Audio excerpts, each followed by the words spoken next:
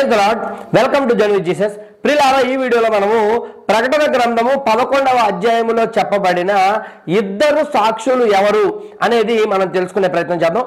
దానికంటే ముందుగా Jesus Christ is coming very soon అని ఖచ్చితంగా కామెంట్ చేయండి, ఈ వీడియోని లైక్ చేయండి, అలాగే ఈ ఛానల్ను మర్చిపోకుండా సబ్స్క్రైబ్ చేసుకోండి. అయితే ప్రియులారా, ఇక మనము విషయంలోనికి వెళ్ళినట్లయితే ప్రకటన గ్రంథము 11వ అధ్యాయములో ఇద్దరు సాక్షులు గురించి ప్రస్తావించబడింది.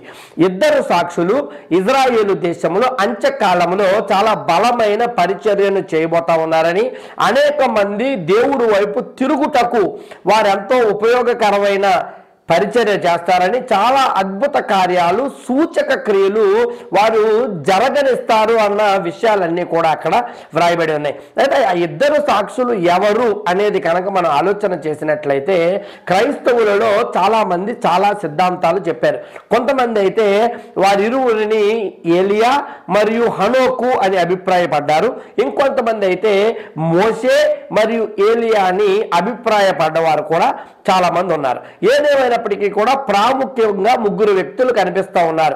ఒకటి మోషే, రెండు ఏలియా, మూడు హనోకు. మరి ఈ ముగ్గురులో ఆ ఇద్దరు ఎవరు, ఇద్దరు సాక్షులు ఎవరు అనేది మనం జాగ్రత్తగా ఆలోచన చేయవలసిన అవసరం ఉంది. అయితే ప్రియులారా, ఎక్కువ మంది మెజారిటీ వ్యక్తులు భావించేటువంటి విషయం ఏమిటంటే ఈ ఇద్దరు సాక్షులు ఏలియా మరియు హనోకు అని భావిస్తారు.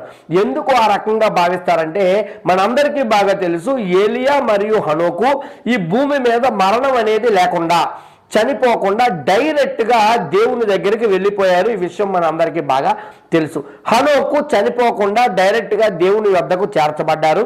అలాగే ఏలియా కూడా అగ్ని రథములు ఆకాశము నుండి దిగిరాగా ఎలీషా యొక్క కళ్ళ ఎదురుగుండానే ఆయన మరణము లేకుండా పరమునకు వెళ్ళిన విధానము బైబిల్లో మనం చూస్తాం. కాబట్టి వీరిరువురు చనిపోలేదు, కాబట్టి వీరు మరల రాబోతా ఉన్నారు అని వీరే ప్రకటన గ్రంథంలో చెప్పబడుతున్న ఆ ఇద్దరు సాక్షులు అని చాలా మంది సిద్ధాంతకర్తలు చెప్పిన విషయాన్ని మనం గమనిస్తాం. అయితే ప్రియులారా, మనం కనుక ఆలోచన చేసినట్లయితే వారు ఇరువురు చనిపోలేదని వారే తిరిగి రాబోతా ఉన్నారని చెప్తా ఉన్నారు కదా.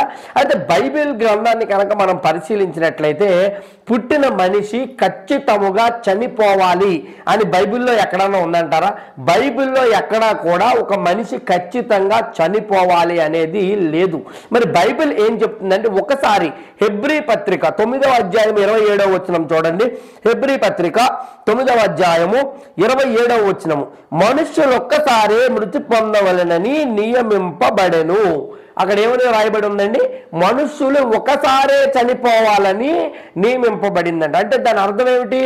మనిషి ఖచ్చితంగా ఒకసారి చనిపోవాలని బైబిల్ చెబుతుందా? ఖచ్చితంగా చనిపోవాలని కాదండి, మనుష్యుడు ఒకసారే చనిపోవాలి, మ్యాక్సిమం వన్ టైం.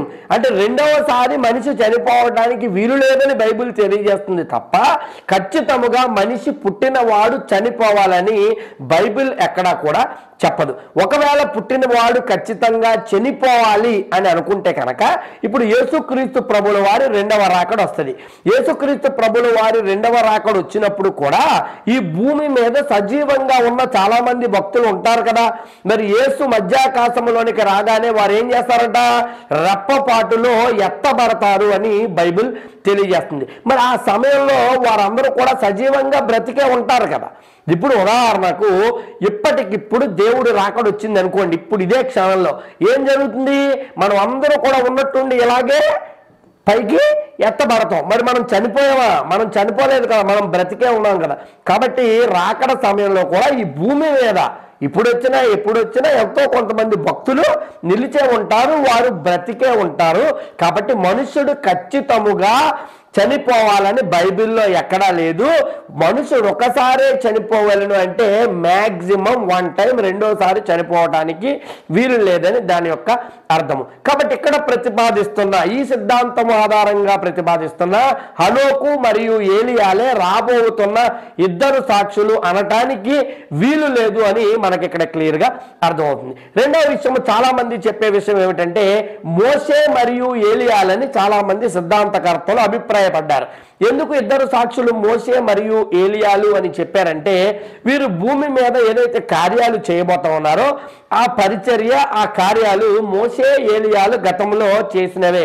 ఎందుకంటే ఈ ఇద్దరు సాక్షులు ఏం చేస్తారంట, నీళ్లను రక్తంగా మారుస్తారట, 3.5 సంవత్సరాలు వర్షము రాకుండా ఆపివేస్తారట, అనేకమైన తెగుళ్లను భూమి మీదకు రప్పిస్తారంట.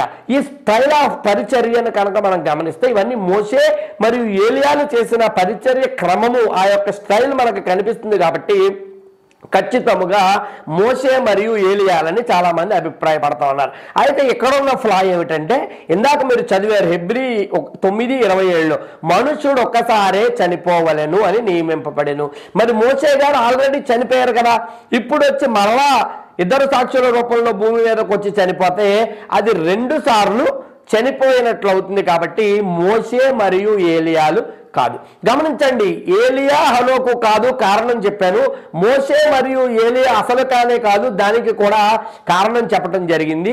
మరి ఎవరు ఈ ఇద్దరు సాక్షులంటే ప్రియులారా, వారు మోషే ఏలియాలే. అయితే ఫిజికల్ గా మోషే ఏలియాలు కాదు, మోషే ఏలియా యొక్క ఆత్మలు. అర్థమైంది కదండి. ఇప్పుడు మోషే ఏలియాలు ఫిజికల్ గా వారు కాదు, రాబోతున్న ఇద్దరు సాక్షులు. మోషే ఏలియా వంటి ఆత్మ చేత వారు నడిపించబడతారు, ఆ ఆత్మ చేతే వారు అనేకమైన కార్యాలు చేస్తారు అని దాని అర్థం. దీన్ని ఎట్లా మనం అర్థం చేసుకోవాలంటే, బాప్తిస్మం ఇచ్చి యోహాను గారు ఈ భూమి మీదకి వచ్చారు, మన అందరికీ బాగా తెలుసు. యేసుక్రీస్తు ప్రభులు వారు చెప్పారు బాప్తిస్మం ఇచ్చి యోహాను గారి గురించి, రాబోతున్న ఏలియా ఇతడే అని చెప్పడం జరిగింది. అప్పుడు చాలా మంది బాప్తిస్మం ఇచ్చి యోహాను దగ్గరికి వెళ్ళి అడిగారు, అయ్యా రాబోతున్న ఏలియా నువ్వే అని చెప్పుకుంటా ఉన్నారు, నువ్వు ఏలియావా అని అడిగినప్పుడు బాప్తిస్మం ఇచ్చి యోహాను గారు చెప్పారు, నేను ఏలియాను కాదు అని చెప్పడం జరిగింది. ఇక్కడ గమనించండి, యేసుక్రీస్తు ప్రభులు వారు రాబోతున్న ఏలియా అతడే అని బాప్తిస్మం ఇచ్చి యోహాను గురించి చెప్పారు. బాప్తిస్మం ఇచ్చి యోహానేమో నేను ఏలియా కాదని చెప్తా ఉన్నారు. ఇక్కడ ఒక కాంట్రాడిక్టరీ స్టేట్మెంట్ కనిపిస్తుంది. మరి రెండిటిలో ఏది సత్యము అని కనుక మనం ఆలోచన చేసినట్టయితే, యేసుక్రీస్తు ప్రభులు వారు అబద్ధం ఆడరు, ఆయన చెప్పారు రాబోతున్న ఏలియా ఇతడే అని. మరి బాప్తిస్మం ఇచ్చి యోహాను కూడా ఏం తక్కువ వ్యక్తి కాదు, చక్కటి దైవజనుడు, దైవ ప్రత్యక్ష చేత నడిపించబడ్డాడు, ఆయన చెబుతా ఉన్నాడు నేను ఏలియాను కాదని. మరి ఏది సత్యం అంటే, లూకాసు వార్త 1వ అధ్యాయము 17వ వచనము ఏం తెలియజేస్తుందంటే, బాప్తిస్మం ఇచ్చు యోహాను గారి గురించి, ఇతను ఏలియా యొక్క ఆత్మయు శక్తియు గలవాడు అని తెలియజేస్తుంది. మరలా చెప్తా ఉన్నాను, లూకాసు వార్త 1:17లో రాయబడి ఉన్న విషయం ఏమిటంటే, ఇతడు ఏలియా యొక్క ఆత్మయు శక్తియు గలవాడు అని బాప్తిస్మం ఇచ్చు యోహాను గురించి వ్రాయబడి ఉంది. అయితే మనిషి ఫిజికల్ గా ఏలియా కాదు, బాప్తిస్మం ఇచ్చు యోహానే. ఫిజికల్ ఫీచర్స్ అతడే ఫిజికల్ గా ఉన్నాడు. కానీ ఏ ఆత్మ చేత నడిపించబడతాడట? ఈ యొక్క ఏలియా యొక్క స్పిరిట్ చేత, ఆత్మ చేత అతడు నడిపించబడతాడు అని బైబిల్ క్లియర్ గా తెలియజేస్తుంది. కాబట్టి ప్రియులారా, అంత్యకాలంలో ఇజ్రాయేలు దేశంలో అనేకమైన అద్భుతాలు, ఆశ్చర్య కార్యాలు చేసి దేవుని పక్షముగా నిలిచే ఇద్దరు సాక్షులు గొప్ప ఉద్యమాన్ని ఇజ్రాయేలు దేశమంతా వ్యాపింపజేసి వారి రక్షణకు కారణము కాబోతున్న ఇద్దరు సాక్షులు ఎవరంటే, మోషే మరియు ఏలియా యొక్క ఆత్మలు. ఇద్దరు సాక్షులు, ఇద్దరు ప్రత్యేకమైన వ్యక్తులను దేవుడు పుట్టించబోతా ఉన్నాడు.